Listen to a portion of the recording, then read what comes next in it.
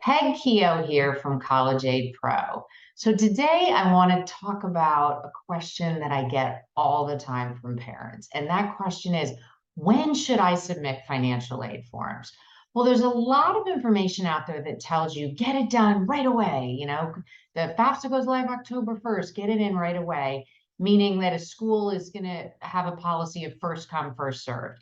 In reality, most schools do not function that way. So what you're going to want to do is find out what the priority financial aid deadline is for each one of the colleges on your list. And the best place to get that information is the college's website. So what you're going to want to do is Google whatever the college name is, priority financial aid deadline. And then that will hopefully give you a link to that part of their website so you can hone in on it pretty quickly. When you get there, you're going to notice that there's different deadlines based on how you apply for admission. So we're talking about financial aid deadlines, but they are linked to how you apply for admission. So if you're applying early decision for admission or early action or regular decision, the deadlines will be different. So you've got to keep track of that.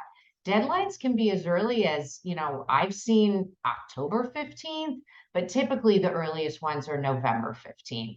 But you never want to miss a deadline because then you might not get as much financial aid. So the first thing is to figure out when those priority financial aid deadlines are for all the colleges on your list. And then basically shoot to get the forms in a few days before the earliest deadline. And I say a few days before just because say you have a storm and your internet goes out or just something happens, you don't want to add more stress to the situation. So shoot to get it in so you've got a little wiggle room if something happens on the first night and you just can't do it. You're not up against the deadline.